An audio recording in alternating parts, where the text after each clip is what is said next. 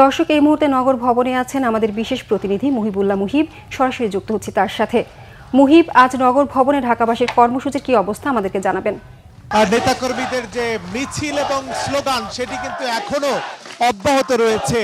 আপনি নিশ্চয়ই জানেন যে এই নিয়ে আজকের নিয়ে 5 দিন, অর্থাৎ পঞ্চম দিনে এসেও কিন্তু নেতাকর্মীদের উপস্থিতিতে একটু ভাটা পড়েনি। বিশেষ করে পুরান ঢাকার যেসব নেতাকর্মী রয়েছেন, ভোটার রয়েছেন এবং বসতি যারা এই এলাকায় যারা বসবাস করছেন, সর্বস্তরের মানুষ কিন্তু রাজপথে নেমে এসেছেন।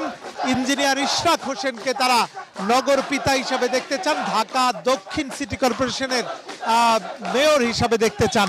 এবং তারা যেটি বলছেন যে আপনি নিশ্চয়ই এই মুহুর্মুহু স্লোগান শুনতে পাচ্ছেন। আমি যদি একটু শোনাতে চাই, আপনি একটু শুনতে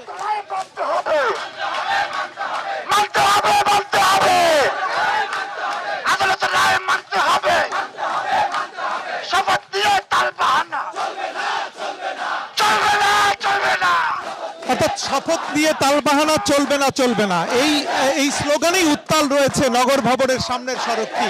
তারা যেটি বলছেন যে আদালত থেকে নির্বাচিত ঘোষণার পরে এবং বিশেষ করে নির্বাচন কমিশন থেকে গেজেট প্রকাশের পরে তাকে মেয়রের দায়িত্ব বুঝিয়ে দেওয়ার যে কালক্ষেপণ, সেটি অনেকটা ইচ্ছাকৃত ষড়যন্ত্রমূলকভাবেই করা হচ্ছে।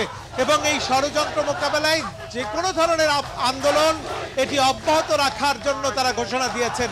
এবং এই আন্দোলন কখন শেষ হবে সেটি কিন্তু আসলে নিশ্চিত করে বলা যায় না। এবং এই আন্দোলন যেহেতু 5 দিন ধরে চলছে, এই তাদের দাবি আদায় না হওয়া পর্যন্ত এই আন্দোলন কিন্তু চালিয়ে যাওয়ার ইঙ্গিত আমরা পেয়েছি এই আন্দোলনকারীদের মধ্যে। তো এই ছিল আমার কাছে নগর ভবনের সামনে ইশরাক হোসেনকে মেয়র ঘোষণার দাবিতে যে আন্দোলন, সেই আন্দোলনের সার্বিক পরিস্থিতির তথ্য। মুহিব, আপনাকে ধন্যবাদ।